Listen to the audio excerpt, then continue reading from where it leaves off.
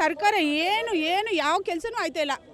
ಒಂದು ತಾಲೂಕು ಆಫೀಸ್ಗೆ ಹೋಗಿ ಏನಮ್ಮ ಹೋಗಮ್ಮ ಅಲ್ಲಿರಮ್ಮ ಅಂತಾರೆ. ಅದೇ ಲಂಚ ಕೊಡ್ತೀನಿ ಅಂದರೆ ಕರ್ಕೊಂಡು ಹೋಯ್ತಾನೆ, ಬೈಲಿ ಇದು ಮಾಡಿಸ್ತೀನಿ ಅಂತ. ಆಮೇಲೆ ಒಂದು ವರ್ಷ ಆದರೂ ಮಾಡಲ್ಲ.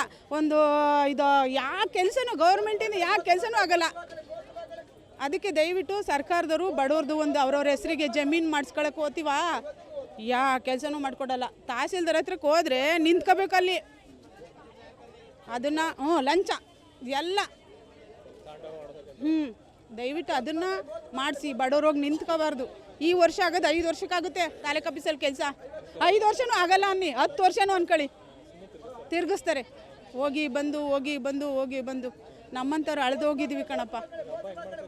ಹಬ್ಬ ಹೆಂಗೆ ಯಾರ ಸಾಲ ತಗೊಂಡಿದ್ವಿ, ಒಂದು 5,000 ಸಾಲ ಇಸ್ಕೊಂಡಿದ್ವಿ, 5 ರೂಪಾಯಿ ಬಡ್ಡಿ ಇಸ್ಕೊಬಂದು ಹಬ್ಬ ಮಾಡ್ತೀವಿ. ಮಕ್ಕಳು ದುಡಿಯೋರಿಲ್ಲ, ಅವ್ರವ್ರ ಜೀವನ ಕಷ್ಟ. ಈ ಜನ ದಯವಿಟ್ಟು ಸರ್ಕಾರ ಯಾವ ಕೆಲಸ ಮಾಡ್ಬೇಕಂದ್ರೂ ಹಿಡಿದು ಮಾಡಬೇಕು. ಸಿದ್ದರಾಮಣ್ಣವ್ರಿಗೆ ಹೇಳ್ಬೇಕು.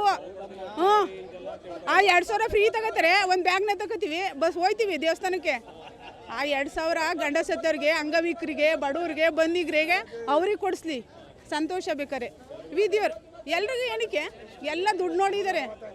ಈ ಹಿಂದುಳಿದಿರೋದು ಗಂಡಸತ್ತವ್ರದ್ದು ಪಾಪ. ಅಂಗವಿಕರು, ಬಡವರು ಅವ್ರು ಇದಾರಲ್ಲ, ಅವ್ರಿಗೆ ಮಾಡಿ, ಅವ್ರಿಗೆ ದಯವಿಟ್ಟು ಮಾಡಿ. ಮತ್ತೆ ಏನಂದರೆ